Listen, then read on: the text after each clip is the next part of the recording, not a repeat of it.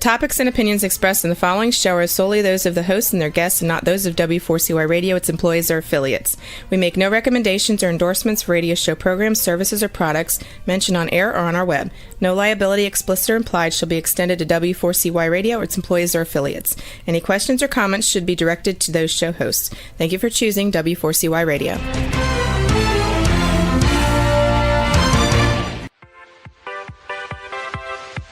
Welcome to the Ask Good Questions podcast, broadcasting live every Wednesday, 6 p.m. Eastern Time on W4CY Radio at W4CY.com. This week and every week, we will reach for a higher purpose in money and life, as well as a focus on health and wellness. Now, let's join your host, Bonita Bell Anderson, as together we start with Asking Good Questions.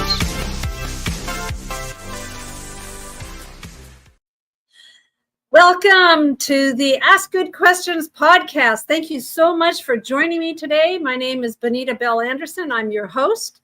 And today I am kicking off with a kind of like an intro to a whole bunch of stuff about Social Security.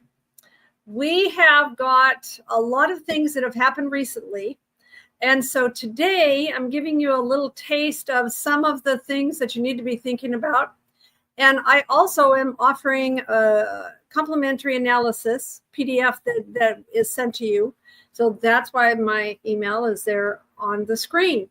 So let's get started. I'll bring up the slides. So I'd like to take just a couple of minutes to talk about something that's changed that maybe a whole lot of people haven't even paid attention to. And that is something called WEP, which stands for Windfall Elimination Provision, and GPO stands for Government Pension Offsets. That doesn't apply to everyone, but to those that it does apply to, you're going to want to listen up. So these are non-Social Security covered jobs. These are jobs where if you look at your pay stub, there's Social Security and FICA that is taken out of your pay stub and sent to Social Security.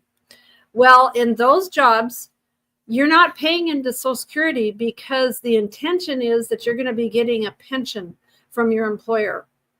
So the FICA withholding that most people have seen is not there. And so you either don't get a Social Security statement, or maybe you haven't ever paid attention to Social Security, or if you do, your earnings from a non-covered Social Security job would not even be showing up there. So here's an explanation of how your Social Security benefits are going to be affected because things have recently changed. Okay, so if you are affected by working in a government job, or if you're a teacher, in a lot of cases, teacher is affected by this, you'll be glad to know that these two provisions have been repealed. Did you even know that? Under the Social Security Fairness Act, that Fairness Act was passed by Congress in December of 2024. Did we even, I don't even know if I even remember hearing about it. And it was signed into law on January 5th, 2025. Yes, it was. And both of those provisions have been eliminated, and it's retroactive to January of 2024. Okay.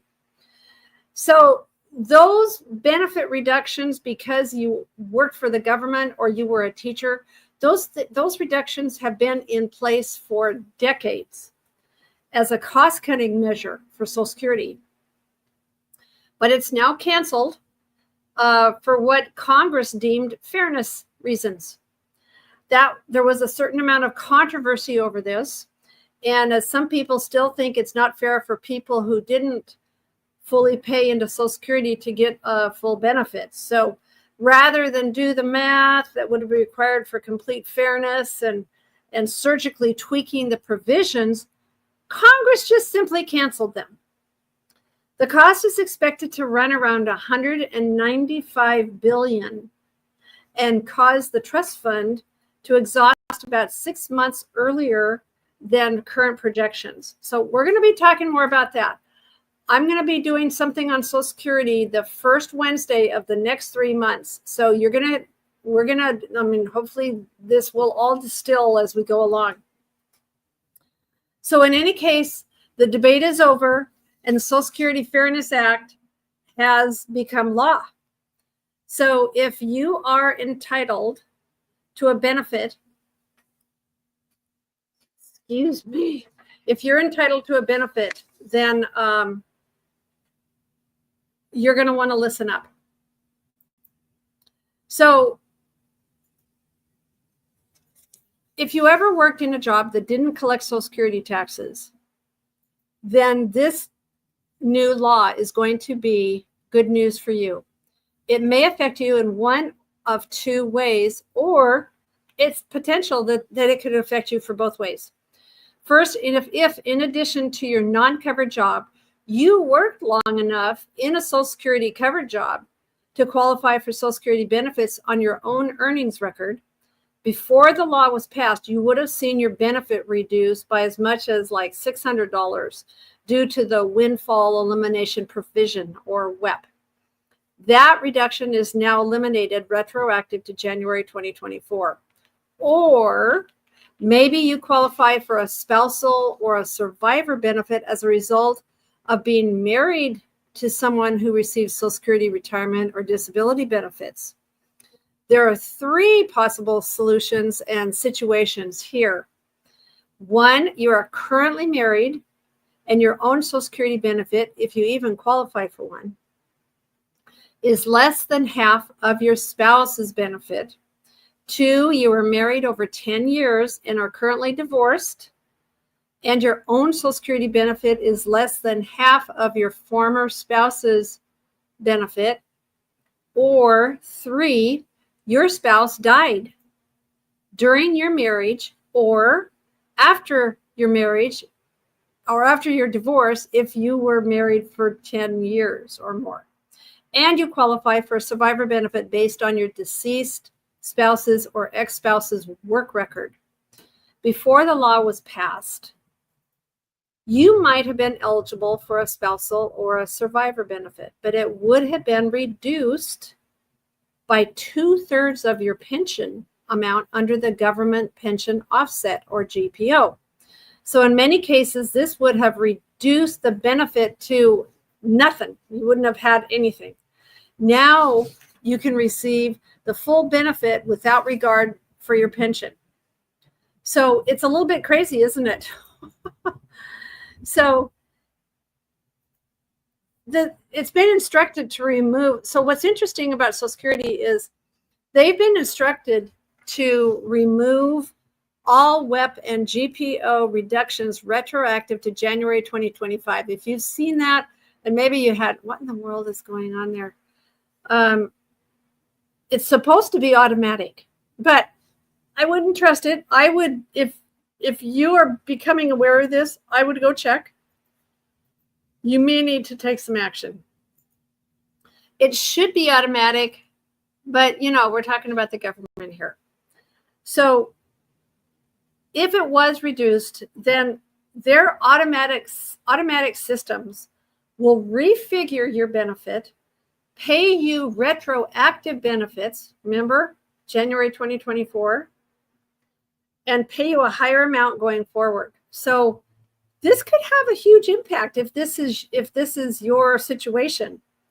There's nothing for you to do here except wait and watch for a letter. If you've received a letter, good. If you haven't received a letter and you apply, watch and wait for the money to hit your bank. So I always double check whenever it comes to anything with the government. So first you go to ssa.gov, log into your account, and take a look and see if there's anything that you can learn by getting into your account. Make sure your address and your direct deposit information is correct. And keep an eye on this and be prepared to follow up, okay? Most important, if you have never applied for spousal or survivor benefits because you thought you weren't eligible, right, due to the pension offset, you will need to proactively file an application, right? You're going to have to go after it. They're not going to be going, oh, we need to pay her. No, you're going to have to go after it. We should talk first, though. And what I'm saying is, because I'm doing this Social Security series, I'm offering you it's analysis. You'll see a little bit more about this in this presentation, but you will see that there are several different things that if you have been affected by this, this analysis will give you all the different options and ways that you could go. The way you're going to be able to do that is, I thought the easiest thing to do was just have you email me. So just email me and then I will talk to you about how we get you your analysis. So there's certain rules around spousal benefits, about survivor benefits, and if you're under full retirement age and working, forget about all of this and wait. I'm going to keep telling you in a lot of different ways, don't take Social Security before your full retirement age. Keep on working and don't get sucked into thinking that you need to take it early. You do not need to take it early. We can help you understand the rules and avoid the mistakes, which is the biggest thing that I see, and take the appropriate actions, okay? So that you're not spending time on hold with Social Security and can maximize your benefits. That's what I'm all about, is helping you maximize your benefits.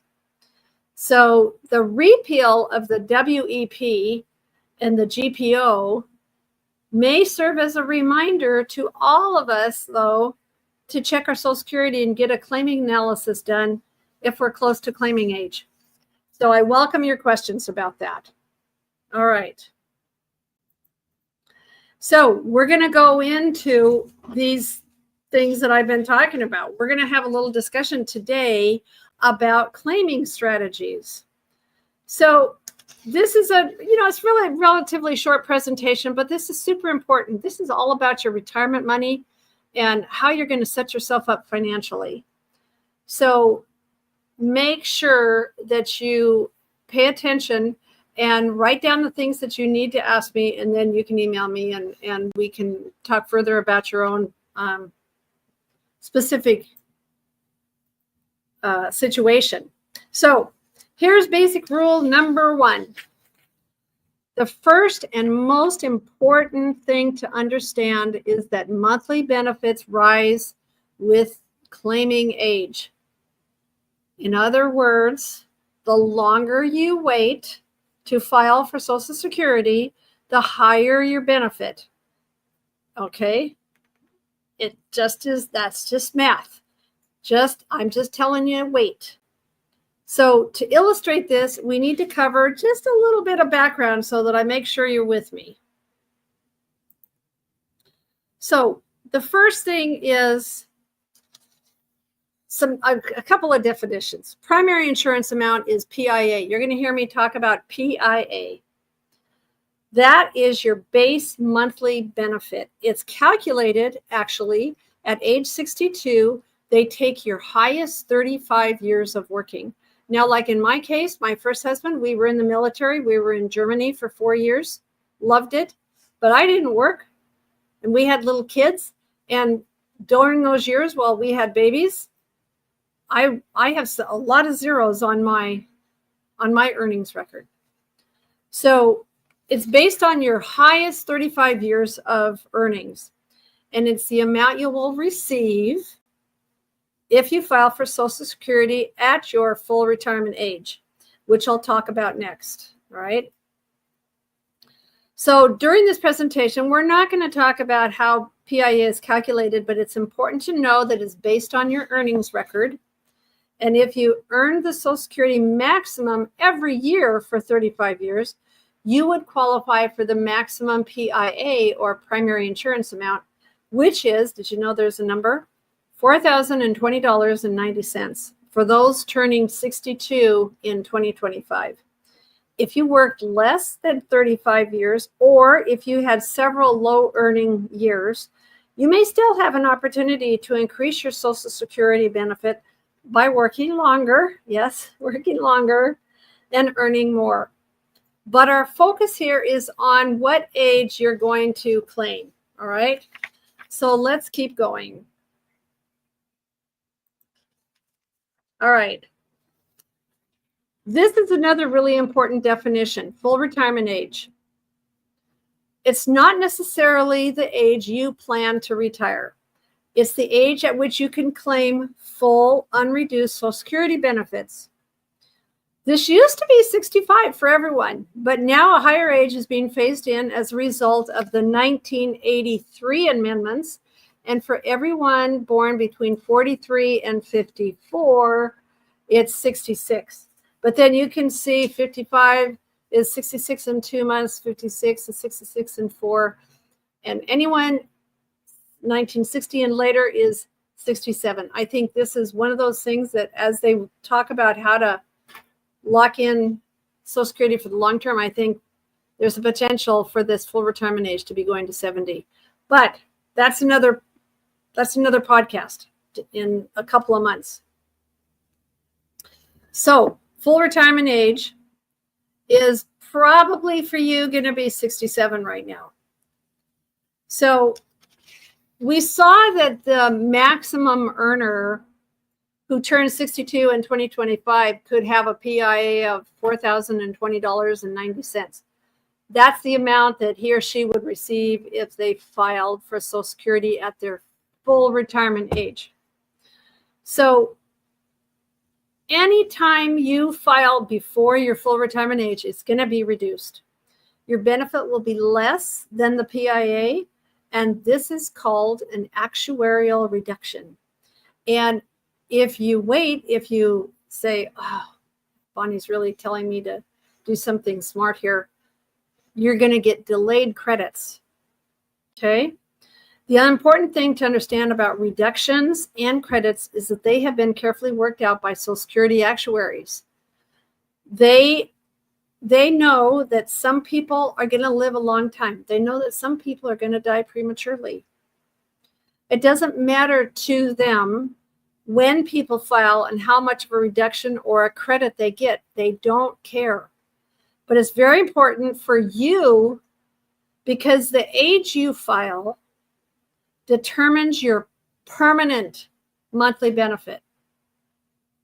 It's not gonna, if you live longer than average, or if there's even a chance you might live longer than average, you're gonna be better off filing later and collecting a higher benefit for life, even if it means waiting a few more years for your checks to start, right?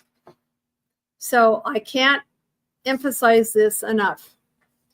So remember that I said that your primary insurance amount is the benefit you're going to receive at full retirement age. So what happens if you go, oh, she's full of it?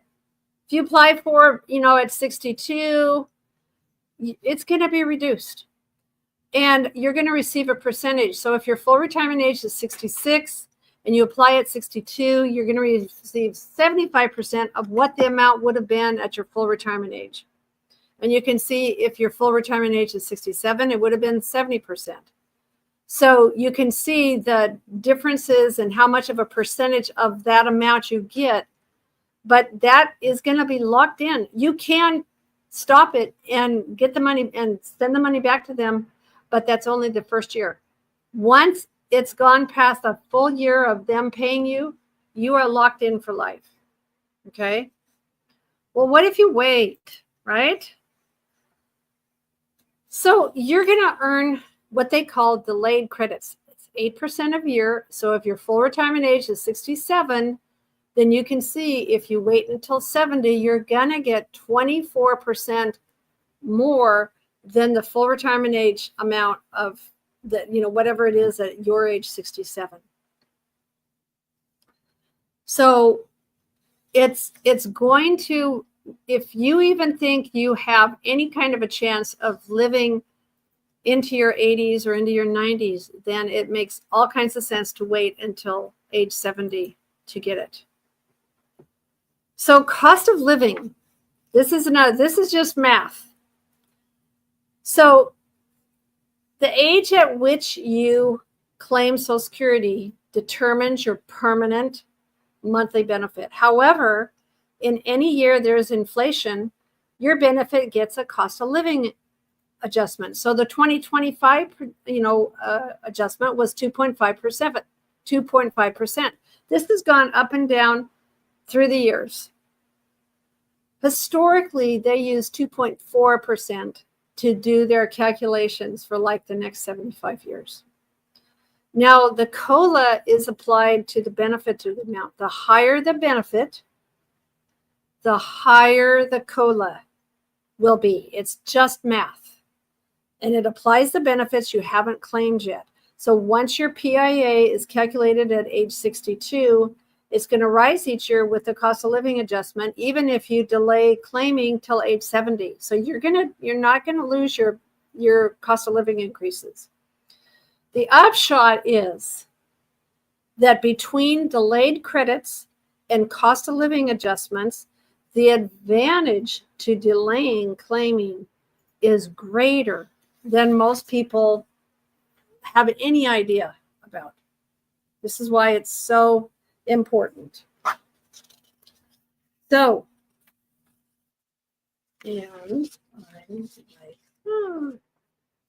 all right. We're going to go into some of the key things to remember. If you apply early, your benefits are lower. It stays lower for life. COLA, adding the COLA every year to a higher amount, it's just gives you a bigger check. It's just math, and it magnifies the impact of early or delayed claiming. And the longer you live, the greater the impact of that is going to be. Now, this decision not only impacts you, but like if you're a guy and you may not live as long as your wife and she has a lower benefit than you making a decision to wait until 70 to take yours means that her survivor benefits is going to be dramatically increased. You're going to delaying the benefits may give your surviving spouse more income is the bottom line. So you have to take all these things into account. Your health status, your life expectancy, your income needs, your overall retirement plans, all of those things are things that you just need to think about it. So here's the thing. You're gonna call them, or probably the best idea is just to go online and ask if that is something that if you need some help, you can call them. But it's pretty intuitive how to go online and set up your account and take a look at it. So please do that. So basic rule number 2 is your spouse may be able to get a benefit based on your earnings record. Before we discuss the spousal rules, I'd like to make a few quick clarifications. Back in 1939, holy cow, not very far until it's 2039. But in 1939, spousal benefits were originally created to give non-working wives a small benefit based on their husband's work record. But Social Security is a gender-neutral program, so husbands may be able to claim spousal benefits too. And now that same-sex marriage is legal in all states, either spouse, regardless of gender, may be able to claim a spousal benefit. Okay, so that's important for you to know. More important in this age of two-income families is that spousal benefits may be paid even if both spouses work, right? So that's something else to be aware of. So here are the rules for spousal benefits. It equals 50% of the worker's PIA if the spouse applies for it at full retirement age, okay?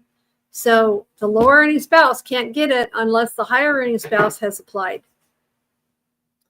The primary work, meaning that the primary worker must have filed for benefits. That's just a rule, okay?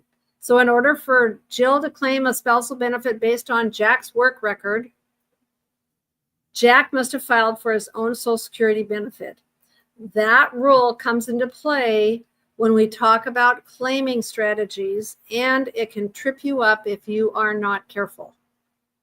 A spouse must be at least 62 to file for a spousal benefit, but don't do it. This is another rule, but if the spouse claims the spousal benefit at age 62, the benefit is reduced and it stays permanently reduced, as we'll see in a moment. So the other thing is that spousal benefits don't earn delayed credits like we were talking about. The most a spouse can ever get is 50% of the other spouse's primary insurance amount. Does that make sense? And finally, you can only get a spousal benefit if it's greater than the benefit available on your own record.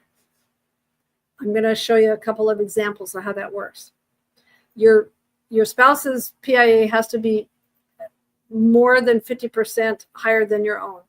Now let's talk about how these benefits are calculated, okay? So the spouse's benefit is 50% of the worker's PIA, right? If she applies for it at her full retirement age.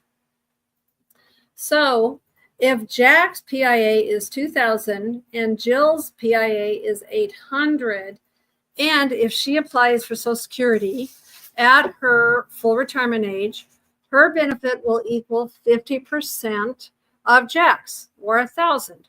So what you will see is, you'll see it say $800 for Jill, and it'll say a $200 spousal add-on from Jack's record.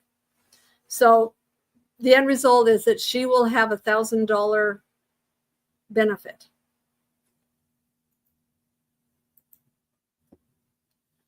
So what if the lower earning spouse's benefit is higher than that?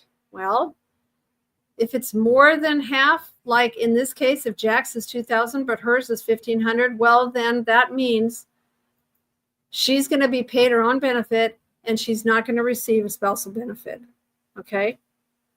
She'd be paid her own benefit instead. So what if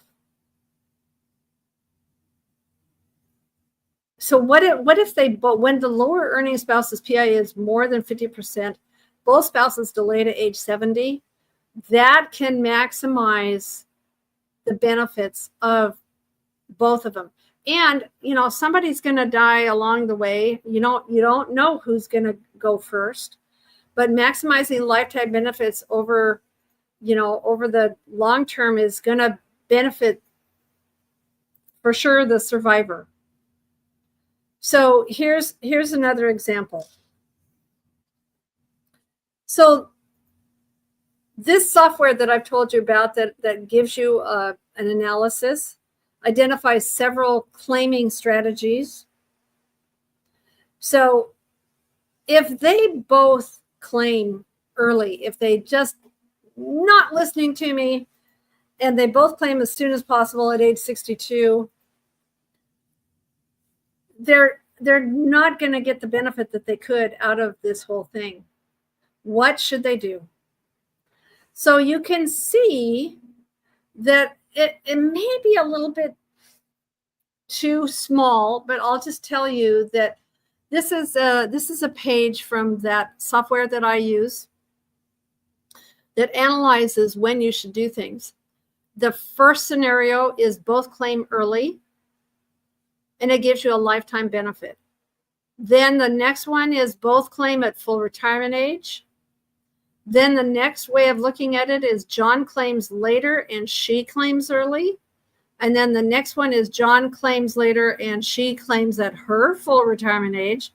And then the last one is the maximum lifetime benefit, where if you could see the lifetime benefit on number 1 and the lifetime benefit of under 5, there's $1 million difference in between when they claim and what it's going to mean. And this little graph from the software shows you how much more you receive at you doing each one of these. But again, it's your life. You get to decide. But having this, take a look at this, is just good business sense for your own personal financial situation. And also that bottom, it's called the break even. And you can see where it's usually between age 78 and 82, where the purple line at the bottom goes to being the top. It's way more beneficial to have waited if you have any chance of living a longer life. So here again is that you can see the first full year income for a surviving spouse. If they both claimed early, that first full year income would be 53. If they waited, the maximum lifetime, if they waited, it's another $40,000 a year. So if you're not thinking about these things, you should be, because these things matter.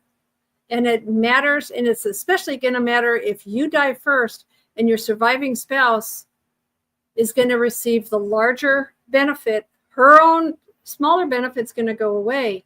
But when we're talking about how does she go on, and I've done this many times with clients, gone through, what is it going to mean financially?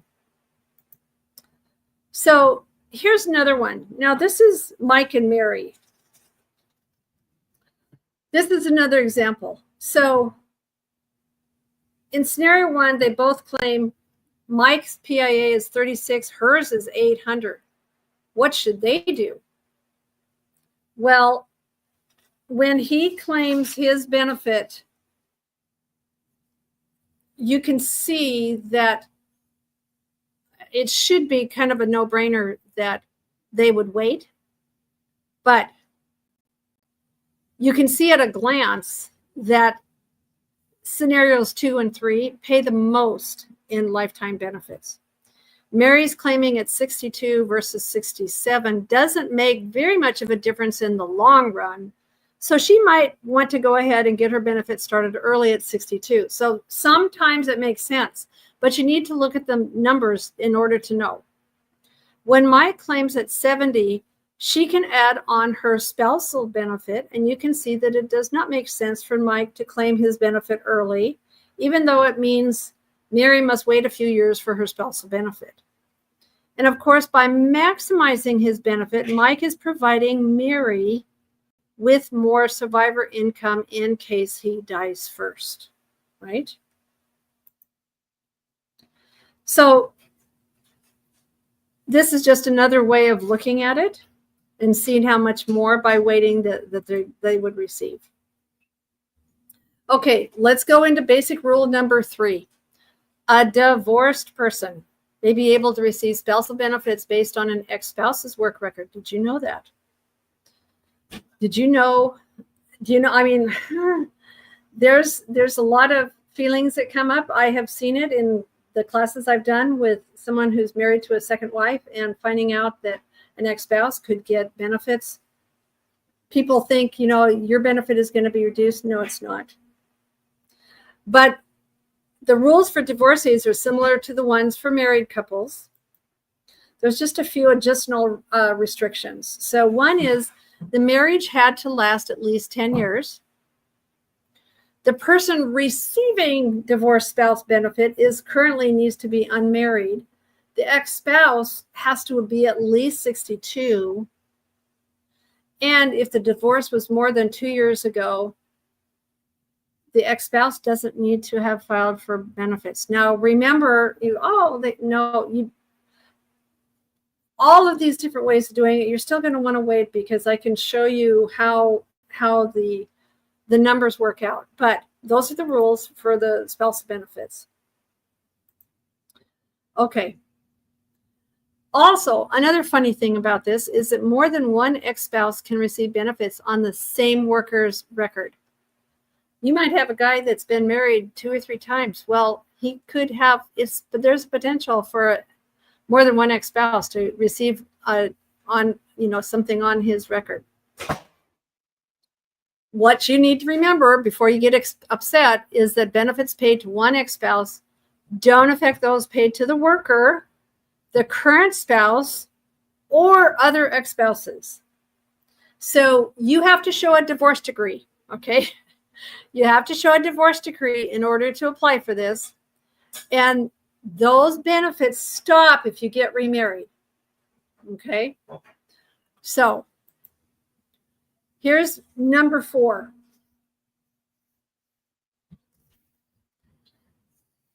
Now, this is where things start to get a little bit less basic. Survivor benefits, we'll try not to get too lost in the weeds today, but survivor benefits is essential. And there are a few things you should absolutely know, because this might apply to you in the future, you know?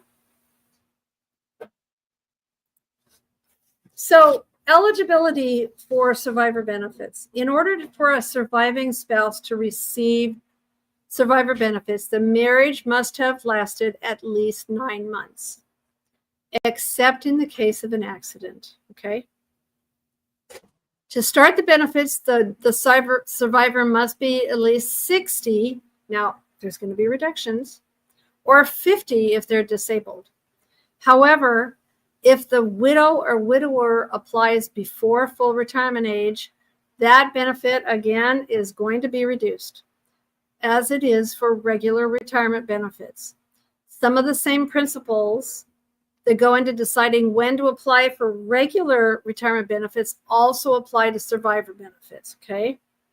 So if you remarry before age 60, you will not be able to receive a survivor benefit based on your previous spouse's earnings record, unless your remarriage ends. We've seen cases where a survivor is contemplating getting married in their late 50s. In those cases, we recommend a long engagement in order not to lose the survivor benefits from the first spouse. And if you remarry after age 60, you will still be able to get those survivor benefits. Interesting, huh? Divorced spouse survivor benefits are available if the marriage lasted at least 10 years. A little story here. As we saw with Johnny Carson, 2 of his ex-wives could claim divorced spouse survivor benefits after his death because those marriages lasted more than 10 years. Survivor benefits are worth twice as much as spousal benefits. Did you know that? 100% of the workers PIA instead of 50%. Okay. So if both spouses are receiving benefits and one spouse dies, the surviving spouse is going to switch to the higher benefit. So this is something that you need to understand. If Joe's benefit is $2,000 and Julie's benefit is $1,200 and he dies, her $1,200 is going to go away and she'll receive his $2,000 benefit. So here's another thing about this. If Joe had maximized his benefit by claiming at 70, this would have maximized Julie's survivor benefit. So that's why I emphasize this so much. The age at which the deceased spouse originally claimed has a huge bearing on what happens with their survivor. All right. It's just, I've always said it's the most loving thing you can do. So it's not that much different for widows. If let's say your spouse died either before or after starting Social Security benefits, or maybe you were married over 10 years, divorced, and your ex-spouse has died, there may be something you can do to coordinate your survivor benefits with your own retirement benefit. In this case, you can sequence your benefits to maximum advantage. You can start with one benefit and switch to the other one. which is kind of a lot of times people will not know. The rule here is to always, always, always take the higher benefit last. Okay, we'll quickly look at an example. One is age 60, PIA is 800. Deceased husband's PIA is 3,200. So she could start her own benefit at 62, and then at age, and then start and switch to the survivor benefit at her full retirement age. So I'm not going to do anything more than just say this is possible to take a look at in this analysis that we do. And so here's the big thing. If you claim benefits before full retirement age and work, your benefits will be withheld. Don't do it. I'm running out of time here, but we call this the earnings test. I am going to talk about it again in one of the other Social Security workshops that are coming up the first Wednesday of the next 3 months. But just remember that if you apply for Social Security and you're working and it's before your full retirement age, $1 of every $2 you earn over $23,400 is going to be withheld. Okay. And then the year, if you're self-employed, you're really gonna. My example with self-employment is a lot of times people that are like artists or something like that, they just don't pay into Social Security. But your benefits may be subject to tax. Let me just tell you again, because of the recent, the big, beautiful bill that was passed July 4th of 2025, it is not doing away with taxes. Your Social Security benefits are still going to be calculated for taxation. However, the deduction has gone up dramatically. And so I'm not going to say anything more than usually for most of you, you're going to be having tax calculated on probably 85% of your Social Security benefit that you receive. More on this in the other workshops coming up. Okay. So here's another way to minimize taxes is to wait to take IRA distributions. Possibly, if you can, do some conversions of traditional IRAs to Roths. And bottom line though, you're going to continue to manage taxes throughout retirement. That's just a given. It's always going to be that way. So here's the big questions that I see all the time. When should I apply? What if I want to keep working? What if I've already applied?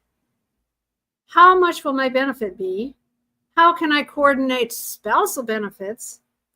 What's the best long-term strategy for my situation? And what do I do next? Well, you're going to email me and we're going to talk about that and how to get that analysis for you. This is a super important thing. If you are going into retirement and Social Security and your own IRA money or pension money is part of the whole plan, you need to know how everything is going to work together. So my goal for you is for you to maximize your retirement income, and we can help with that. So thank you so much for joining us on the Ask Good Questions podcast. I am doing a Savvy Social Security podcast series that's going to continue on the first Wednesday of the next 3 months. August 6th is going to be what's new, especially with those taxes on Social Security. September 3rd is going to be what baby boomers need to know about their retirement and Social Security. And October 1st will be Savvy Social Security Planning for Women. You can find all recorded episodes at https://www.youtube.com at Bonita Bell-Anderson with an SEN. That is where you can find all of these episodes on my channel. Thank you so much for joining me today. I hope this hasn't become clear as mud, but if it is, you can get that analysis and we can help you. Thanks for joining the Ask Good Questions podcast. Today's episode is over, but we did ask good questions again, didn't we? Don't miss out as we broadcast live every Wednesday, 6 p.m. Eastern Time on W4CY Radio at W4CY.com. Join Benita Bell Anderson next week for more conversations with experts on finances, retirement, behavioral finance issues, health and wellness, and more. Until then, remember to ask good questions.